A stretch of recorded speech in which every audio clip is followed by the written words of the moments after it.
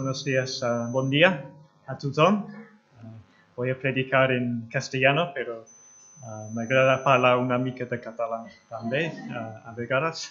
No parlo gaire bé, pero vamos a vamos a leer y escuchar la palabra de Dios en esta mañana. Y es un privilegio pues compartir este mensaje con vosotros. Os quiero llevar a la epístola de Pablo a Tito, capítulo 2, y vamos a leer unos 4 versículos. Y el título de la predicación en esta mañana es Una iglesia para el mundo actual. Una iglesia para el mundo actual.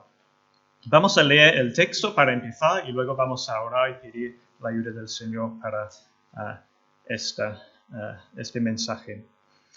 Tito capítulo 2, versículo 11. Estoy leyendo en la Reina Valera.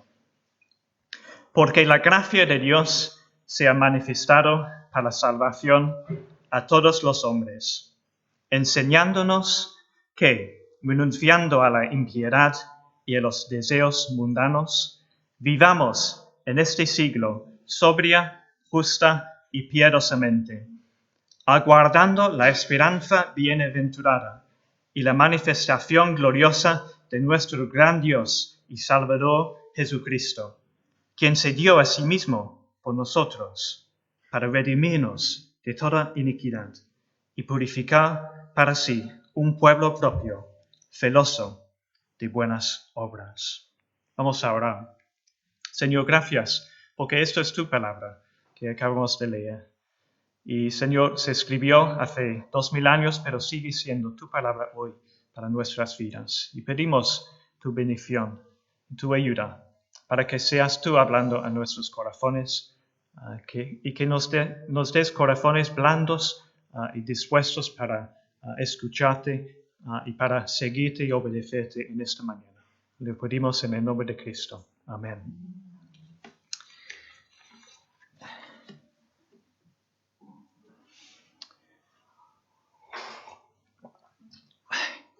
Una iglesia para el momento actual.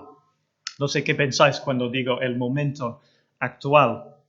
Hay muchos retos en este tiempo, ¿verdad?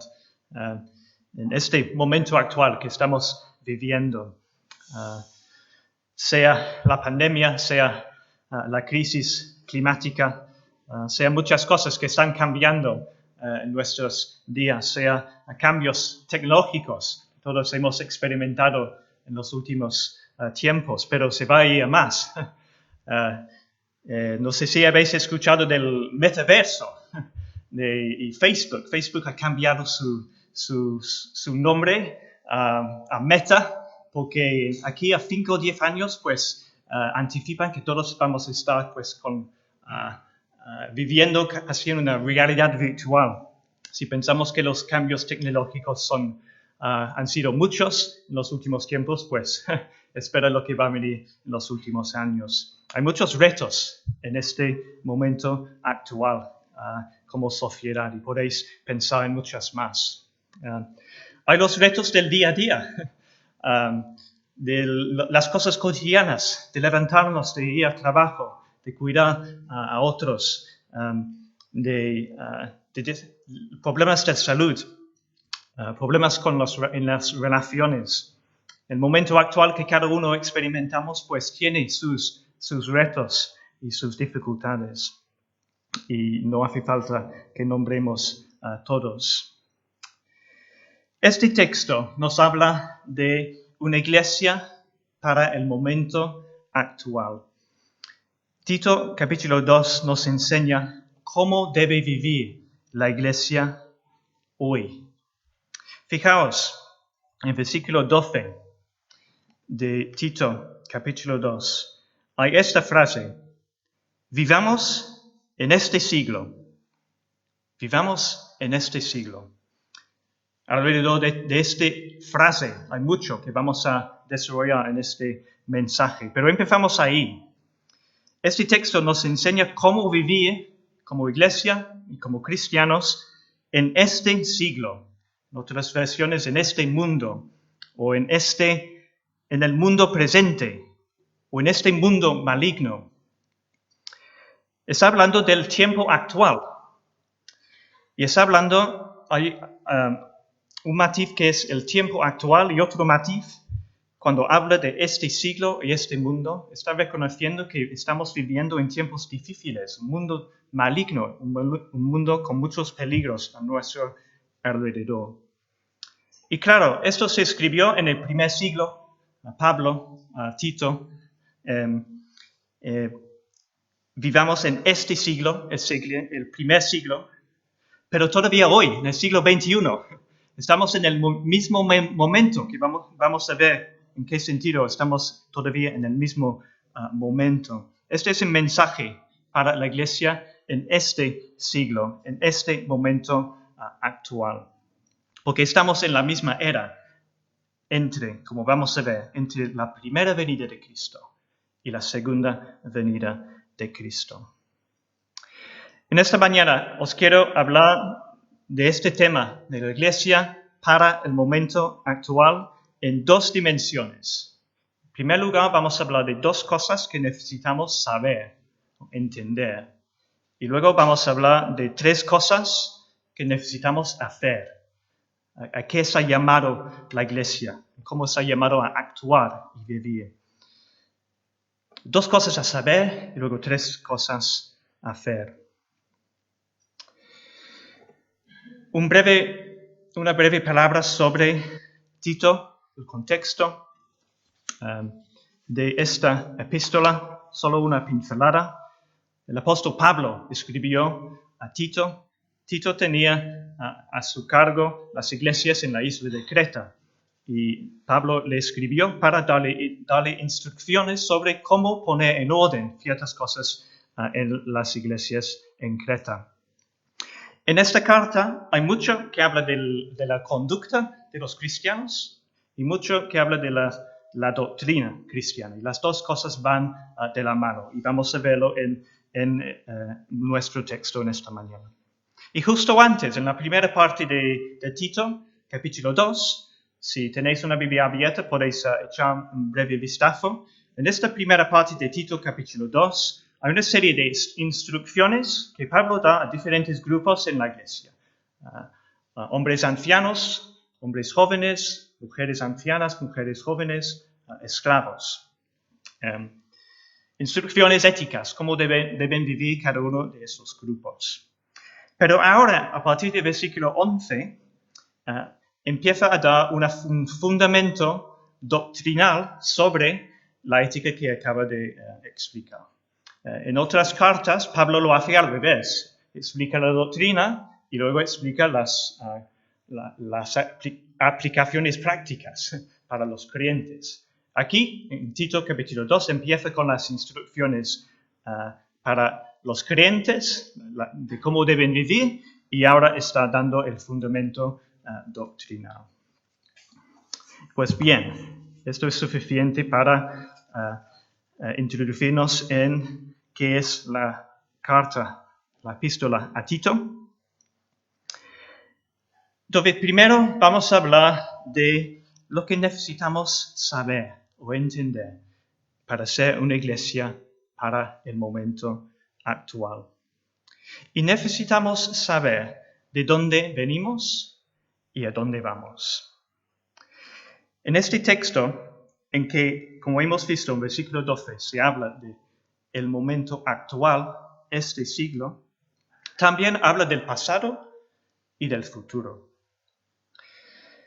Tu vida, piensa en tu vida un momento, tu vida hoy a las 12:40, el 14 de noviembre de 2021.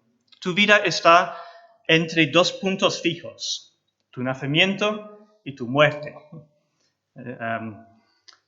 Cada uno de nosotros tenemos estos dos puntos fijos, del pasado y del futuro. Pero también nuestra vida, nuestra historia, está ubicada dentro de una historia más grande, entre dos puntos fijos. Y estos dos puntos fijos para los cristianos y para la iglesia son la primera venida de Cristo y la segunda venida de Cristo. Mirad conmigo versículo 11. Versículo 11 dice, porque la gracia de Dios se ha manifestado para salvación a todos los hombres. Fijaos en esta expresión, se ha manifestado. Y ahora miramos versículo 13, donde dice, aguardando la esperanza bienaventurada y la manifestación gloriosa de nuestro gran Dios y Salvador Jesucristo. Nos habla de dos manifestaciones. No estamos hablando de una manifestación como mucha gente en la calle reclamando algo. No, es la apariencia, es la llegada, la venida de alguien. Se ha manifestado, se ha revelado, se ha llegado. Estamos entre dos manifestaciones de Jesús. Estos son dos puntos fijos entre los cuales vivimos. Pensamos un poco en esta primera, versículo 11. La gracia de Dios se manifestó. ¿Cuándo se manifestó? Cuando Jesucristo vino a este mundo. Vamos a pronto celebrarlo en la Navidad y recordar pues que Dios mismo se descendió y tomó carne humana y se manifestó, apareció entre nosotros. Esta es la primera manifestación. Y llama la atención cómo Pablo lo describe aquí. La gracia de Dios se ha manifestado. ¡Qué maravilloso! Un mundo en la oscuridad que necesitaba la gracia de Dios, pues la gracia se ha manifestado en Jesucristo. La gracia es el favor inmerecido de Dios para nuestras vidas. Un mundo en oscuridad, lejos de Dios, solo merecía condenación, juicio por parte de Dios por su pecado, por nuestro pecado. Pero Dios manifestó su gracia en la venida del Señor Jesús, trayendo salvación a todos los hombres, dice a continuación, para salvación a todos los hombres. Vino para traer salvación a cualquier persona, cualquier clase de persona. Acabo de hablar, Pablo, de diferentes grupos, ancianos, jóvenes, esclavos. El Evangelio es para todos. Cualquier persona puede tener esa salvación que solo se encuentra en Cristo Jesús. Así que miramos atrás. Y esto es una ancla para nuestras vidas. Y para actuar como iglesia en el momento actual. Y luego vamos a hablar de qué significa actuar. ¿A qué estamos llamados a hacer, a vivir? Para actuar como iglesia necesitamos saber primero que nuestra vida está anclada en la manifestación de Jesucristo. Esta es la primera y luego la segunda que vamos a ver en un momento. Esto es una ancla para nuestras vidas, para nuestro día a día y las luchas que tenemos. La primera ancla es esta, que Cristo vino, la gracia de Dios se manifestó. Y la segunda es en el futuro, versículo 13. Aguardando la esperanza bienaventurada y la manifestación gloriosa de nuestro gran Dios y Salvador Jesucristo. Tenemos otro punto fijo, seguro, en el futuro. La esperanza bienaventurada. Bendita, lo que dice en alguna otra traducción. Lo que esperamos no es que espero que pase, es con seguridad, lo sabemos, es que Jesús se va a manifestar otra vez. La manifestación de la gloria de nuestro gran Dios y Salvador, Cristo Jesús. Antes era la manifestación de gracia. Aquí es la manifestación de gloria. La gloria de nuestro gran Dios y Salvador, Cristo Jesús. Fijaos que aquí nos habla de que Cristo Jesús es Dios. Es uno de los textos más claros en las Escrituras que usa el nombre Dios y lo aplica al Señor Jesús. Cristo Jesús es el gran Dios, es el Salvador y es nuestro gran Dios y Salvador. Si crees en Cristo Jesús, Él es tu gran Dios y Salvador. Y si va a volver, va a manifestarse otra vez. Y esto es otra ancla para nuestra vida ahora. Enseguida, en versículo 14, Pablo vuelve a hablar de la primera manifestación de Jesús, su primera venida. Fijaos lo que dice en versículo 14, porque aquí también nos habla del propósito de su venida. ¿Por qué Cristo vino esa primera vez? Dice, quien se dio a sí mismo por nosotros. Ya en el estudio, los que estábamos en el estudio, estábamos pensando sobre el buen pastor que se dio su vida para las ovejas. Aquí lo tenemos también. Jesucristo se manifestó la primera vez para darse a sí mismo por nosotros. Murió en la cruz por nosotros. Esto es la manifestación de la gracia de Dios. ¿Y con qué propósito se dio a sí mismo? Pues para redimirnos de toda iniquidad. El primero. El segundo, y purificar para sí un pueblo propio. El tercero, celoso de buenas obras. De salvarnos del pecado, de todo lo que nos ensucia. Para purificarnos, para ser suyo. ¿Qué verdad más preciosa es esa también? Que somos su posesión, su pueblo y celoso de buenas obras. Pues ya hablaremos un poco más de este aspecto en un momento, cuando hablamos de a qué está llamado la iglesia en este momento, a cómo vivir y cómo actuar. Aquí vemos que el propósito de la salvación es una vida abundante en buenas obras, sirviendo con todo lo que tenemos para su gloria. Tenemos aquí dos puntos fijos en el tiempo. La primera manifestación de Cristo, la primera venida. Y la segunda manifestación de Cristo que esperamos, la segunda venida. Y estos dos puntos nos dan un marco para entender el momento actual. Nos dan una perspectiva, una comprensión de lo que significa vivir en el mundo hoy. Vivir en el momento actual no es solo cuestión de estos grandes retos que se enfrenta la humanidad. No es solo las luchas del día a día. El momento actual es todo este tiempo entre estas dos venidas de Cristo.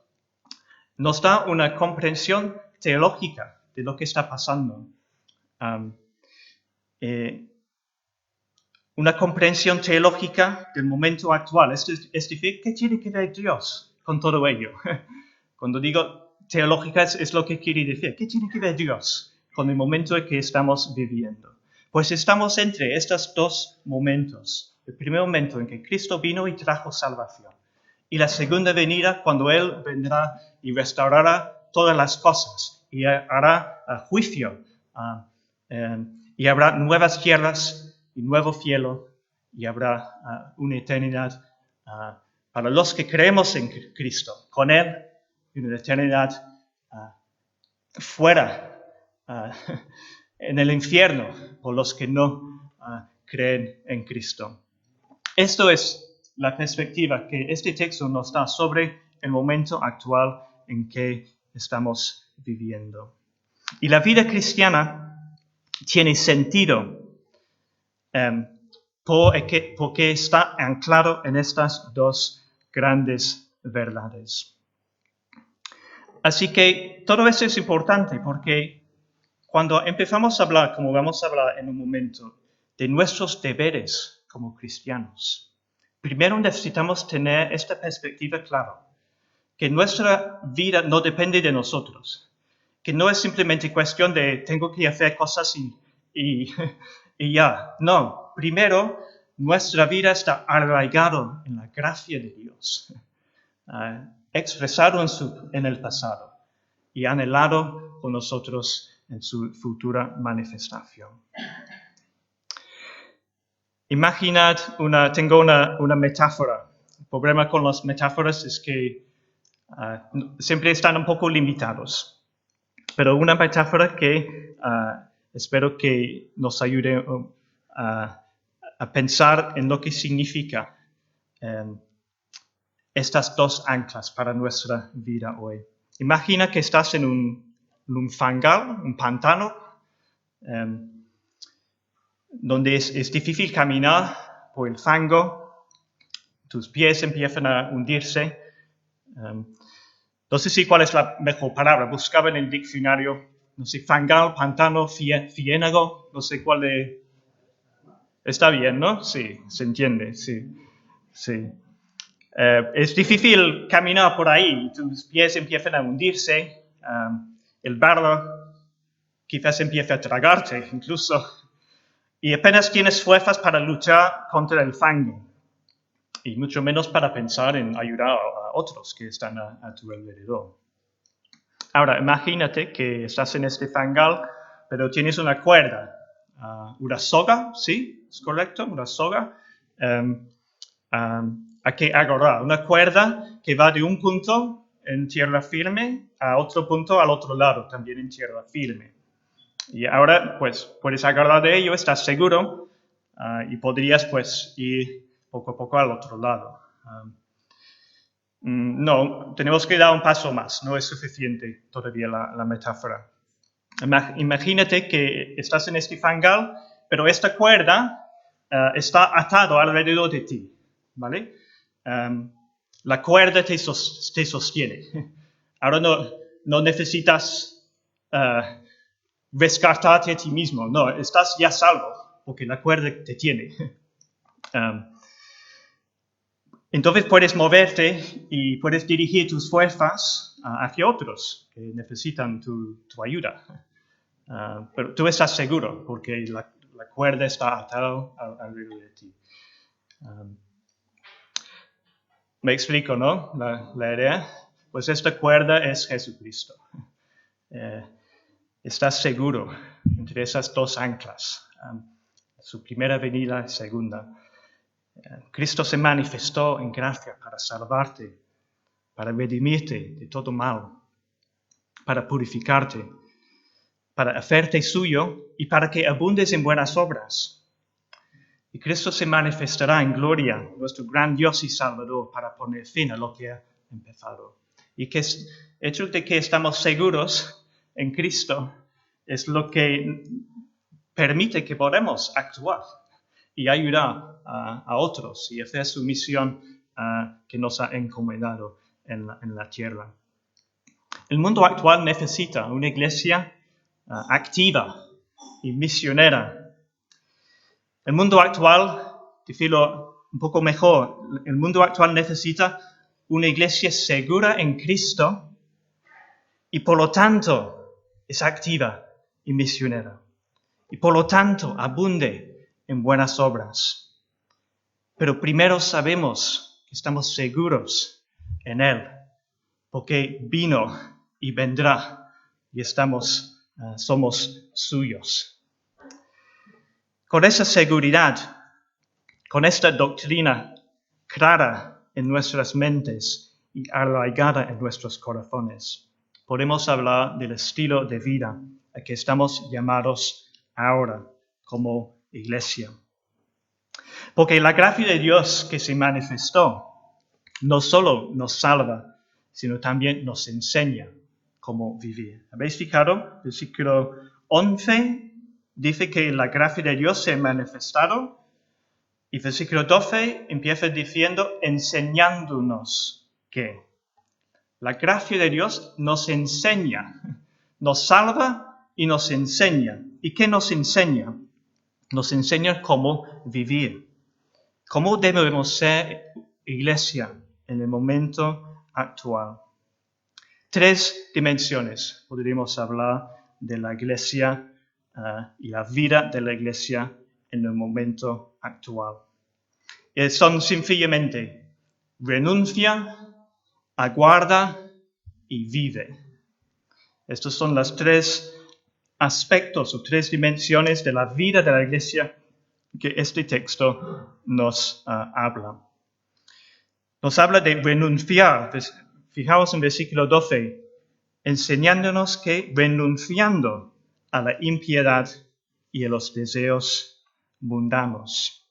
La vida cristiana tiene un aspecto negativo. Hay cosas que debemos deshacer o dejar de hacer porque son dañinos y son malos. La impiedad y los deseos mundanos. Y fijaos que empieza con los deseos. No solo las acciones, sino lo que deseamos en nuestros corazones. Hay una lucha espiritual en la vida, el día a día.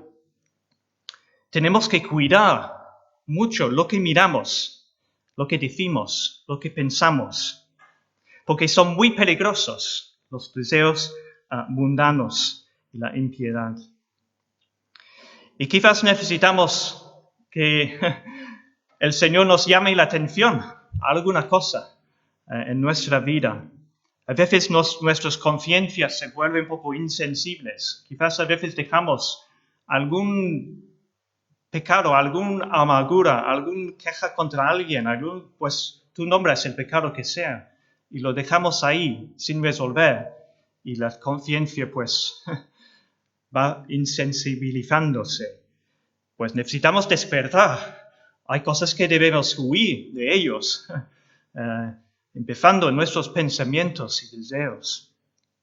Pues parte de la vida de la iglesia en el momento actual es esta, es de renunciar a todo tipo de impiedad y deseo mundano. Y que el Señor nos ayude a darnos cuenta de aquellas cosas que nos están atando o tentando en ese sentido. El segundo aspecto de la vida de la iglesia de que nos habla este texto es el versículo 13, cuando habla de aguardar. He dejado la tercera vivir, aunque está en versículo 12, al tercer punto, porque el énfasis está en el tercer punto. Y los dos, renunciar y aguardar, somos los apoyos al punto principal, que es cómo debemos vivir. Pero, así que, versículo 13, aguardando la esperanza bienaventurada y la manifestación gloriosa de nuestro Señor. O sea, una iglesia para el momento actual aguarda la venida de Jesús, anhela la venida de Jesús. No es algo pasivo, es una esperanza viva y activa. Es como cuando una mujer está a punto de dar a luz, puede pasar en cualquier momento y tienes que estar preparado, ¿no?, para ir al hospital. Y pues en un embarazo de mi mujer, pues no llegamos al hospital antes de que saliera uno de nuestros hijos. Podéis preguntar quién era. Bueno, pero sí, aguardamos la venida del Señor. Y es difícil, ¿verdad? Es difícil a veces ser consciente de ello y recordarlo en las cosas que tenemos que hacer en el día a día. Pero la palabra está clara, tenemos que aguardar y anhelar activamente la venida del Señor. Porque esto nos da perspectiva, nos da ánimo, nos da esperanza. Sobre todo cuando estamos en luchas y pruebas duras. Saber pues que vendrá, pues, y se acabará todo lo malo.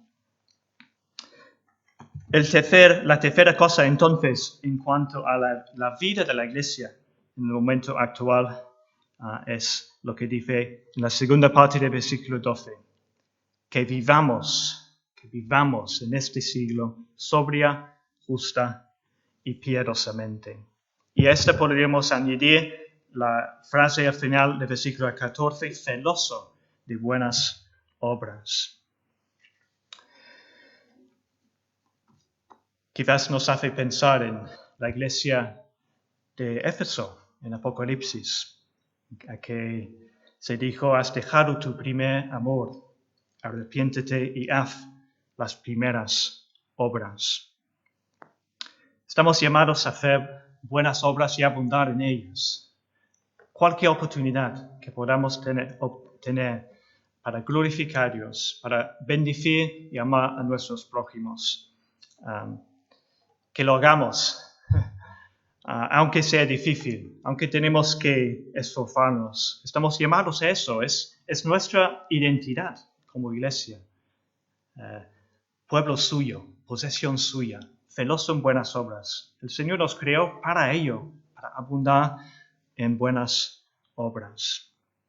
Pues estos son los tres aspectos de la vida a que estamos llamados como iglesia en el momento actual. Aquellas cosas que necesitamos renunciar, aguardando la venida del Señor y viviendo para Él en todo lo que podamos. Pero para ello, solo podemos vivir esta vida llena de buenas obras y renunciando al mal si acordamos de estas dos anclas, la primera venida y la segunda venida de Cristo. Hay un texto en Daniel capítulo 11, versículo 32, que resume todo lo que estamos viendo en este texto de Tito. Dice: mas el pueblo que conoce a su Dios, ¿lo conocéis? El pueblo que conoce a su Dios, ¿qué dice? Se esforzará y actuará. Sí. Un pueblo que conoce a su Dios, que sabe, que está seguro en Él, que está seguro en Cristo Jesús. Solo entonces será capaz de esforzarse y actuar.